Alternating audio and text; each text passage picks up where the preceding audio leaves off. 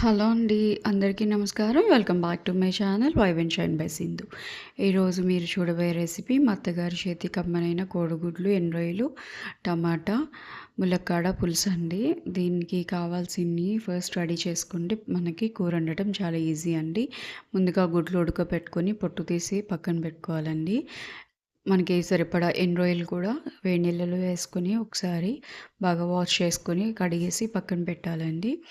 మళ్ళీ నిమ్మకాయ అంత చింతపండు కూడా నానబెట్టుకొని పక్కన ఉంచుకోవాలండి. ఇప్పుడు ప్రాసెస్ స్టార్ట్ చేసుకుందాం. కడాయి పెట్టుకొని పొయ్యి మీద దాంట్లో సరిపడా ఆయిల్ వేసుకొని అది ఆయిల్ వేడెక్కిన తర్వాత కోడిగుడ్లు దాంట్లో వేయించుకోవాలండి. వేయించుకొని ఆ గుడ్లు తీసేసి అదే నూనెలో మనం ఎండ్రాయిల్ కూడా బాగా వేయించుకోవాలండి.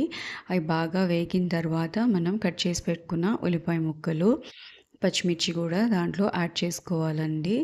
మనకి ఈ పులుసుకి ఒక ఆనియన్, 4 పచ్చిమిర్చి సరిపోతాయండి.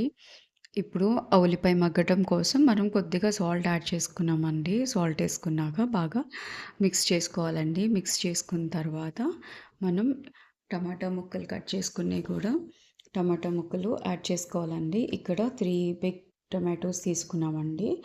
అవి సన్నగా కట్ చేసుకుని అవి కూడా యాడ్ చేసేసుకున్నాక లిడ్ క్లోజ్ చేసుకుంటే టమాటా ముక్కలు మగ్గిపోతాయండి తొందరగా. మగ్గిన తర్వాత ఒకసారి మధ్యలో కలుపుకొని కొంచెం చూసుకుంటూ ఉంటే తర్వాత కొద్దిగా మగ్గినాయి అన్నాక మనం దీంట్లో ఇప్పుడు కారం కూడా యాడ్ చేసుకోవాలండి. కారం యాడ్ చేసుకున్న తర్వాత ఒకసారి కలుపుకొని ఇప్పుడు మనం కట్ చేసుకుని ఉన్న ములక్కాడ ముక్కలు కూడా దీనికి ఒక పెద్ద ములక్కాడ కట్ చేసుకొని పెట్టుకున్నామండి.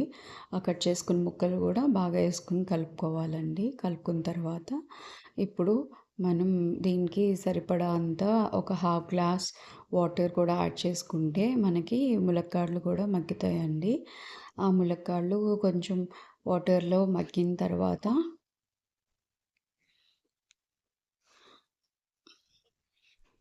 వాటర్లో మగ్గిన తర్వాత మనం ములక్కాడలు వేసుకొని బాగా కలిపిన తర్వాత ఇప్పుడు కొంచెం 2 నిమిషాలు దాకా ములక్కాడలు మగ్గిన తర్వాత మనం పొట్టు తీసి పెట్టుకుని కోడిగుడ్లు దీంట్లో వేసుకొని బాగా కలుపుకోవాలండి. కలుపుకుంటే కొంచెం మనకి ఉప్పు, కారం అన్నీ కూడా బాగా పడతాయి. ఒకసారి ఇక్కడ మూత పెట్టుకొని 2 నిమిషాలు ఉంచుకోవాలండి. తర్వాత లిడ్ ఓపెన్ చేసుకుని మనం మళ్ళీ ఒకసారి బాగా మిక్స్ చేసుకోవాలి. మనం ఇది పచ్చి రొయ్యలతో చేసుకున్నా కూడా చాలా బాగుంటుందండి కూర. ఎండు రొయ్యలనే కాదు. కొంచెం ములక్కాడలు కూడా మగ్గిపోయినాక మనం ఇప్పుడు చింతపండు పులుసు నానబెట్టుకుని చింతపండు పులుసు కూడా యాడ్ చేసుకోవాలండి.